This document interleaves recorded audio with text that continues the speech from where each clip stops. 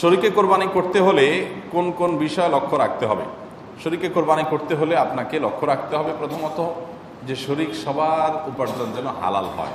যদিও অনেকগুলো আমাদের মতে শরীকের কারোর উপার্জন হারাম হলে বা কারোর নিয়ত গোশত খাওয়া হলেও আপনার কোরবানির কোনো অসুবিধা হবে না, তারপরও আপনার এই গোশতে, এই ইবাদতে, এই কোরবানিতে তার যেহেতু ভাগ আছে, সেখানে যদি এক একজনের এক এক নিয়ত থাকে, বিশেষ করে একজনের নিয়ত হলো শুধু গোশত খাওয়া, তার আসলে কোরবানির উদ্দেশ্য না, তাহলে সেক্ষেত্রে আপনার অন্য সবারই কোরবানি হবে কিনা সেটা নিয়ে, যেমন বললাম, অনেক ওলামাদের মতে হবে, আবার অনেক ওলামা একরাম, ফোকাহ একরামের মতে কিন্তু এটা হবে না, কারণ এখানে পশু একটাই জবাই হচ্ছে, নিয়ত একজন এক একটা হলে এটা গ্রহণযোগ্য না। এক। দ্বিতীয়ত হলো নবী সাল্লাল্লাহু আলাইহি ওয়াসাল্লাম বলেছেন, ইন্নাল্লাহা তাইয়্যিবুন লা ইয়াকবালু ইল্লা তাইয়্যিবা, আল্লাহ পবিত্র, পবিত্র ছাড়া কিছু গ্রহণ করেন না। অতএব কোরবানির পশুতে হারাম টাকা কেউ ইনভেস্ট করলো, আল্লাহকে এটা গ্রহণ করবেন না। এখন আপনি বলবেন যে আমি তো আর হারাম টাকা ইনভেস্ট করি নাই, তারটা আমাকে কেন পোহাতে হবে? আপনাকে পোহাতে হোক বা না হোক, তার ওইটার দায় আপনাকে নিতে হোক বা না হোক, কিন্তু হারামের সাথে মিশ্রণ হয়ে যাচ্ছে আপনার টাকা, তো এই টাকাটা তো মিশ্রণ হোক, সেটা আপনি না চাওয়া উচিত। সেই সব জায়গা থেকে শরীকে কোরবানি করলে সবার উদ্দেশ্য ঠিক আছে এটা খেয়াল করা দরকার। ইখতিলাফের ঊর্ধ্বে উঠেও এটা খেয়াল করা দরকার যে সবার নিয়তটা ঠিক আছে, সবাই মুখলেস মানুষ, শরীকরা ভালো মানুষ এবং উপার্জনগুলো হালাল, এটা দেখা দরকার। দ্বিতীয়ত গোশতের ভাগ ইত্যাদি যখন হবে তখন ইনসাফের সাথে ভাগ হচ্ছে কিনা সেটাও খেয়াল করা দরকার। এক্ষেত্রে যদি বেইনসাফি করেন সেটা গুনাহ হবে। আবার কোরবানি অশুদ্ধ হয় কিছু কারণে, সেগুলো যেন না থাকে খেয়াল করা দরকার। যেমন আপনার কসাইকে আপনি গোশত দিয়ে পারিশ্রমিক দিলেন বা টাকা কম দিয়ে গোশত দিয়ে পোষায় দিলেন, তাহলে একটা পারিশ্রমিকই হলো আলটিমেটলি, এটা জায়েজ নেই। শরীকে কোরবানি দিলে এগুলো বিশেষভাবে খেয়াল করতে হবে, কারণ শরীকে এক একজন এক এক চিন্তার, সবাইকে এক করে তারপরে কোরবানি করার চেষ্টা করতে হবে। আমার একটা প্রশ্ন ছিল, প্রশ্ন হচ্ছে আমার দাড়ি আছে, এখন আমার স্ত্রী চাচ্ছে যে দাড়ি কাটার জন্য, এখন আমি কি করব? আমার স্ত্রীকে আমি অনেক বুঝাইছি, কিন্তু আমার স্ত্রী বলছে যে দাড়ি পরে রাখার জন্য।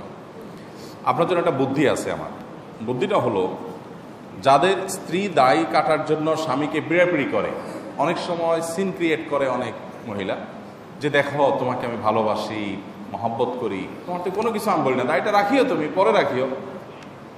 তো জিজ্ঞেস করবেন কেন, তোমার কাছে দেখতে ভালো লাগে না এটা?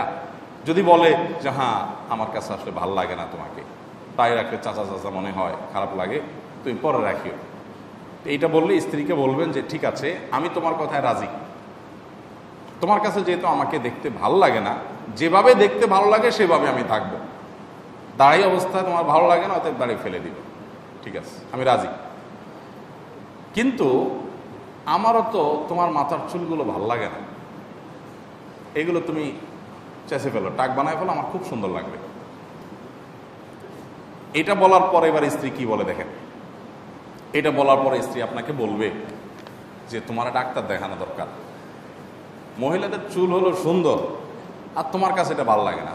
তখন আপনি বলবেন যে দেখো, চোখ যার যার ভালো লাগা না লাগা তার, তোমার চোখে আমার দাড়ি ভালো লাগে না, আমার চোখে তোমার চুল ভালো লাগে না, তো তোমাকে খুশি করার জন্য আমি দাড়ি ফেলে দিব, আমাকে খুশি করার জন্য তুমি চুল চেঁচে ফেলো, তাহলে তো সমান সমান হয়ে যাবে।